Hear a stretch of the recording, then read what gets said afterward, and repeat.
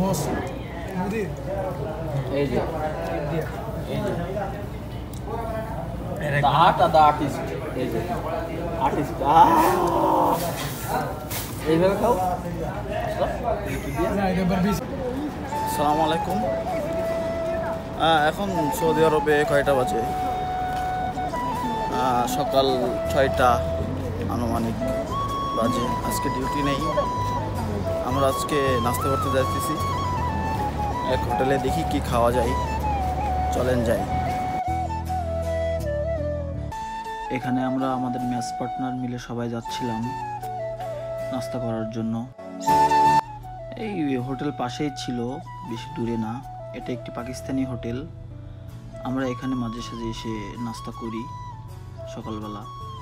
সময় পাইলে আমরা এখানে আসি, কারণ এখানে খুব ভালো মানের খাবার বানাই, এজন্য আমরা এখানে আসি। এই সেই হোটেল। ভিতরে আসি, ভিতরে আসার পর আমরা সবাই ক্লিন করে নিলাম হাতগুলা। তারপর আমরা এখানে সবাই বসে পড়ি। বসার জায়গাগুলো খুব ভালোই। এখানে আমাদের বাঙালি স্টাইলে বসে খাওয়ার সিস্টেম আছে। আমরা আসার আগে এখানে কিছু মানুষ খাবার খাইছিল। আমরা ওয়েটারকে বললাম এগুলো ক্লিন করে দিতে, সে ক্লিন করে নিয়ে চলে যায়। তারপর ওয়েটার এসে নতুন সোপরা দিয়ে দিল। এরপর আমরা অর্ডার করলাম নেহারি গরুর মাংসের 2 প্লেট অর্ডার করলাম, আর সাথে রুটির সাথেই আর কি ফ্রি ছিল। ফ্রি বলতে কি, এটা হচ্ছে আপনার 12 রিয়াল করে নিয়েছিল নেহারির প্লেট। এক একটা প্লেট 12 রিয়াল করে, সাথে রুটিও এর সাথেই। ঠিক আছে। নিহারির কালার দেখেই আমরা বুঝতে পারছিলাম এটা অনেক মজা হবে। হ্যাঁ, আমি খেয়ে দেখলাম, অনেক মজা ছিল, অনেক অনেক। সকাল সকাল রুটি আর নিহারি হলেই কার না ভালো লাগে।